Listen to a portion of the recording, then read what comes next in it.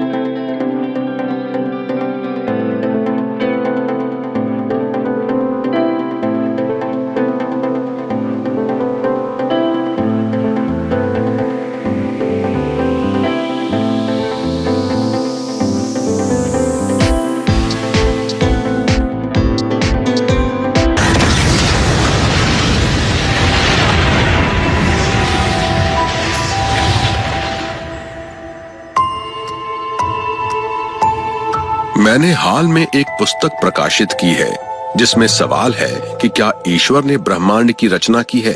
इस पर थोड़ा विवाद भी हुआ।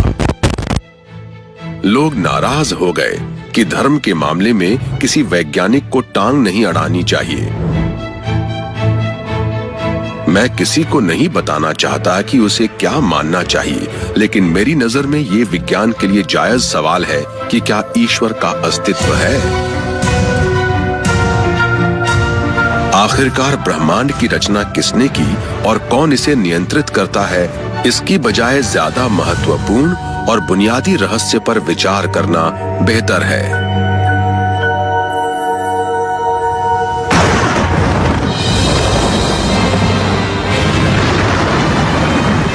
पुराने जमाने में इसका जवाब लगभग एक ही होता था, ईश्वर ने सब कुछ बनाया है। दुनिया एक डरावनी जगह थी, इसलिए वाइकिंग जैसे ताकतवर लोग भी बिजली कड़कने या तूफान जैसी कुदरती बातों को समझने के लिए अलौकिक शक्तियों के अस्तित्व में विश्वास रखते थे।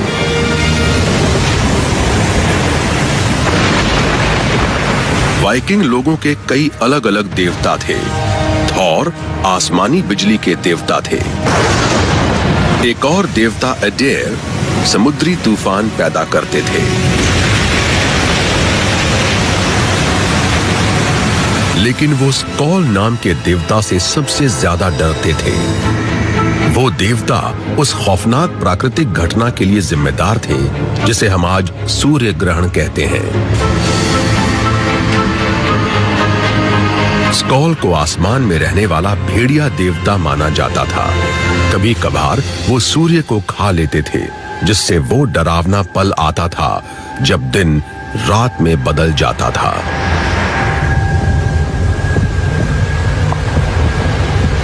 कल्पना कीजिए कि वैज्ञानिक कारण नहीं जानने की वजह से सूर्य को गायब होते हुए देखकर लोगों को कितनी परेशानी होती होगी।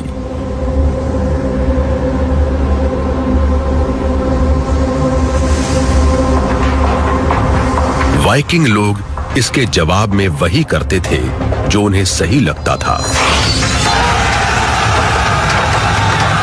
वो भेड़िए को डराकर भगाने की कोशिश करते थे।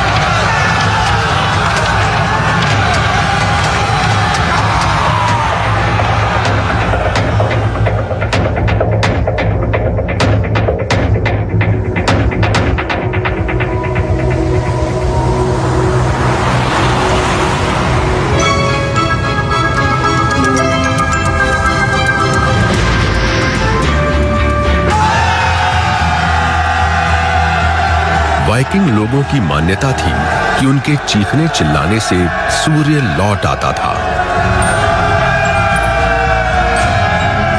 लेकिन अब हम जानते हैं कि उसमें उनकी कोई भूमिका नहीं थी। सूर्य हर हाल में दोबारा निकल आता।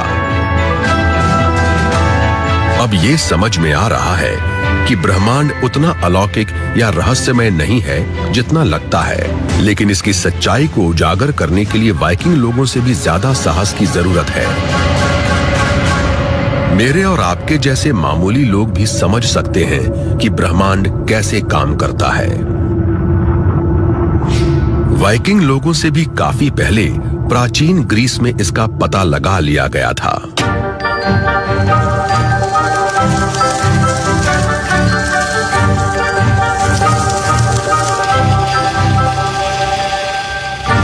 ईसा पूर्व 300 में एरिस्टार्कस नाम के एक दार्शनिक को भी ग्रहणों में गहरी दिलचस्पी थी, खासकर चंद्र ग्रहणों में। उनमें यह सवाल करने का साहस था कि क्या वो सचमुच देवताओं के कृत्य थे। एरिस्टार्कस सचमुच वैज्ञानिक पहल करने वाले व्यक्ति थे।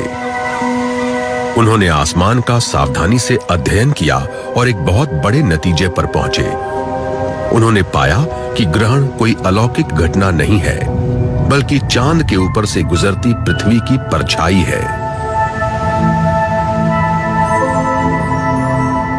इस खोज ने उन्हें पुरानी मान्यताओं से मुक्त कर दिया और वो आसमान में चल रही गतिविधियों को समझने और सूर्य, पृथ्वी,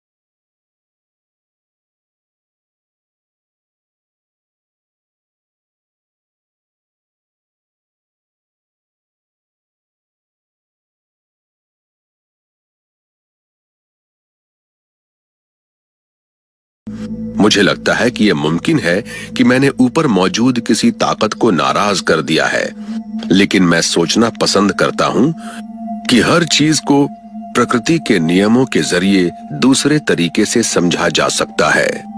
तो प्रकृति का नियम असल में क्या है और ये इतना शक्तिशाली क्यों है? मैं इसे टेनिस के खेल की तरह समझाता हूं।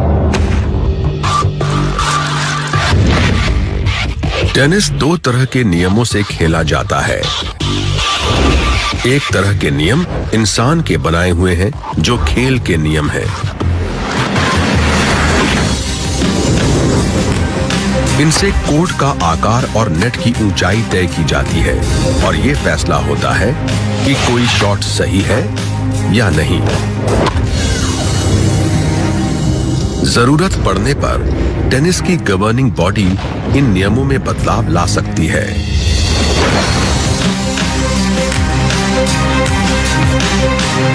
लेकिन इस खेल पर लागू होने वाले दूसरे नियम बिल्कुल निश्चित हैं, जिन्हें बदला नहीं जा सकता।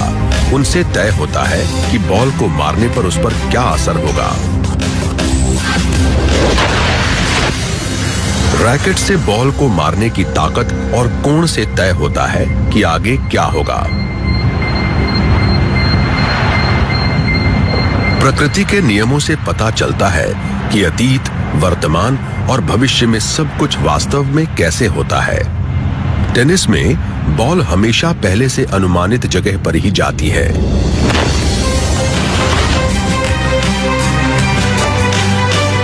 और इसमें कई अन्य नियम भी काम कर रहे होते हैं।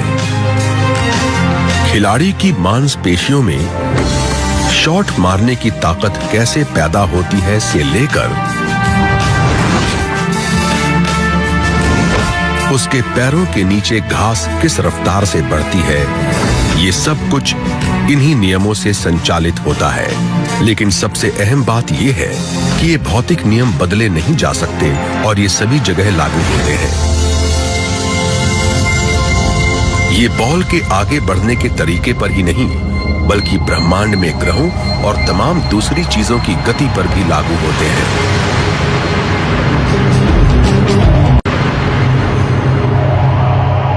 इंसान के बनाए नियमों के विपरीत प्रकृति के नियमों को कभी नहीं तोड़ा जा सकता। यही वजह है कि वो इतने शक्तिशाली हैं और धार्मिक दृष्टिकोणों से देखने पर वो विवादास्पद भी हैं। अगर आप मेरी तरह स्वीकार करते हैं कि प्रकृति के नियम बदले नहीं जा सकते हैं, तो फिर जल्दी ही ये सवाल पैदा हो जाता है कि इसमें ईश्वर की क्या भूमिका है। ये विज्ञान और धर्म के बीच परस्पर विरोध का एक बड़ा हिस्सा है। और हालांकि मेरे विचार हाल में सुर्खियों में रहे हैं, लेकिन असल में ये एक प्राचीन विवाद है।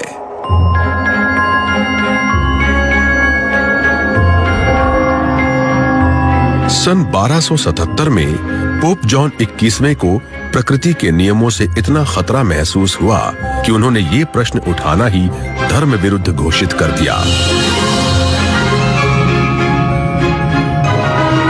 बदकिस्मती से इसका गुरुत्वाकर्षण के नियम पर कोई फर्क नहीं पड़ा। कुछ ही महीने बाद महल की छत धंसकर पोप के सिर पर गिर पड़ी।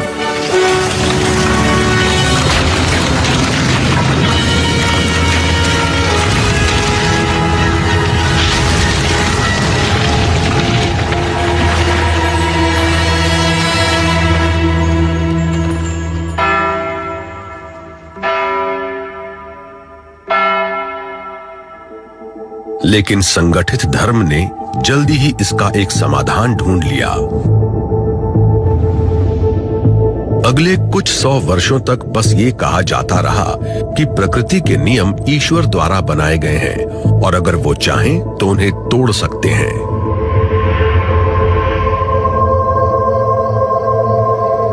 इस दृष्टिकोण को इस विचार की मदद से और मजबूत बनाया गया कि हमारा बिल्कुल सटीक नीला ग्रह पूरी सृष्टि के केंद्र में है और सभी तारे और ग्रह किसी बेहतरीन डिजाइन वाले क्लॉकवर्क की तरह पृथ्वी की परिक्रमा करते हैं। एरिस्टार्कस के इससे उलट विचार को काफी पहले भुला दिया गया है।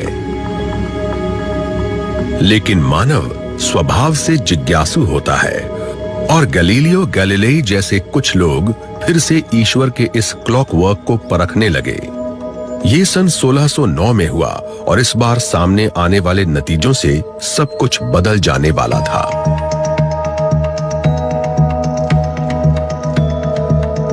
गैलीलियो आधुनिक विज्ञान के संस्थापक और मेरे नायकों में से एक हैं।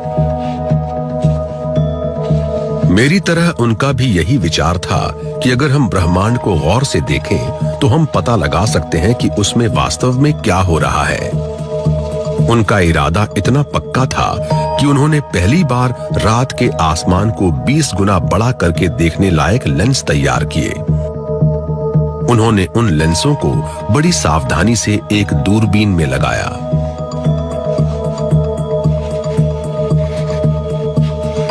पैदुआ स्थित अपने घर से उस दूरबीन के जरिए लगातार कई रातों तक बृहस्पति का अध्ययन करके उन्होंने एक कमाल की खोज की।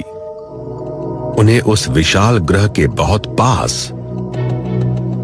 3 छोटे छोटे बिंदु नजर आए।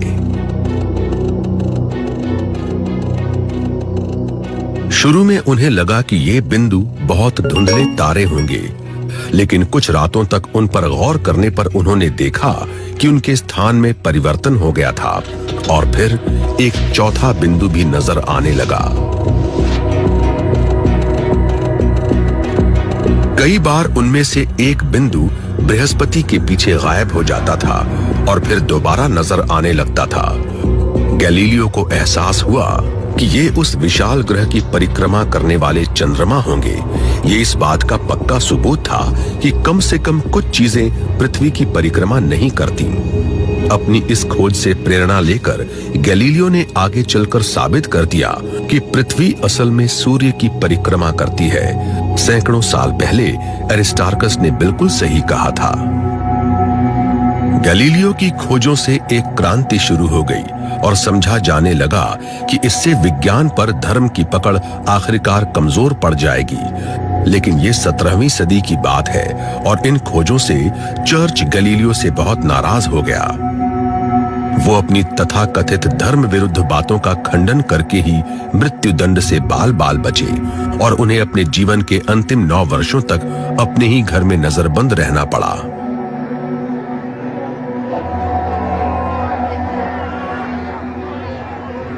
कहा जाता है कि अपना पाप स्वीकार करते समय भी उन्होंने बुदबुदा कर कहा था कि मगर वो घूमते हैं।